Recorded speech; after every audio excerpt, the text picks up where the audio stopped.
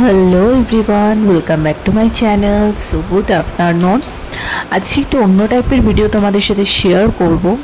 আজকে আমার দুপুরের লাঞ্চটা শেয়ার করব। সামার স্পেশাল এই ধরনের লাঞ্চগুলো করতে কিন্তু খুব ভালো লাগে। গরমটা আরও দিনে দিনে যখন বাড়বে তখন হালকা পাতলা একটু ডাল, একটু এক তরকারি দিয়ে ভাত খেতে ভীষণ ভালো লাগে।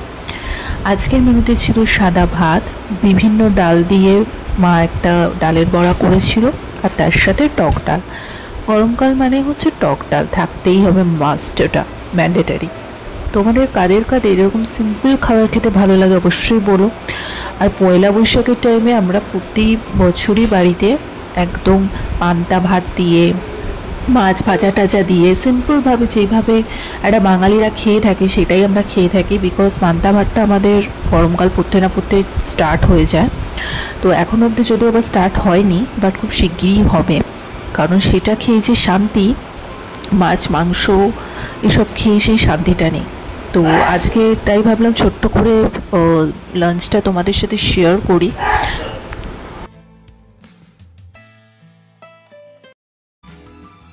আর আমার বরাবরই একটু সিম্পল খাবার দাবার বেশি ভালো লাগে, যেমন আলুর চোখা, আলু পোস্ত, একটু কিছু ভাজাভুজি, সাথে একটু ডাল সিদ্ধ ডাল, এরকম নর্মাল সিম্পল খাবার বেশি ভালো লাগে। খুব বেশি আহামরি রিচ খাবার দাবার কিন্তু একদমই ভালো লাগে না। ওই যখন বাইরে বেরোই টুকটাক একটু খাওয়া দাওয়া হচ্ছে সেটা ঠিক আছে, কিন্তু বাড়িতে আমার একদম সিম্পল খেতেই ভালো লাগে। সো আজকের লাঞ্চটা যদি তোমাদের ভালো লেগে থাকে আমাকে কমেন্ট করে জানিও যে তোমরা কারা কারা এই ধরনের লাঞ্চ খেতে ভালোবাসো।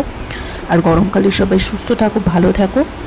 আজকে ভিডিওটা এখানে এন্ড করে দিচ্ছি। ভালো লেগে থাকলে আমি শেয়ার সাবস্ক্রাইব করো। জানি ভিডিওর মধ্যে সেভাবে কিছুই ছিল না, জাস্ট একটু লাঞ্চটা শেয়ার করলাম তোমাদের সাথে, কারণ সেইভাবে কোনো ভিডিও নেওয়া হয়নি।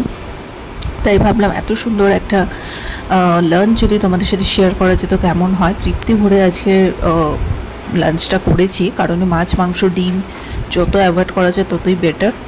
তো যাই হোক, তো প্লেন সিম্পল খাও, সুস্থ থাকো, আনন্দে থাকো, আর বেশি করে ডাবের জল খাও, এই সময় লস্যি খাও, খুব ভালো থাকো। চলো টাটা।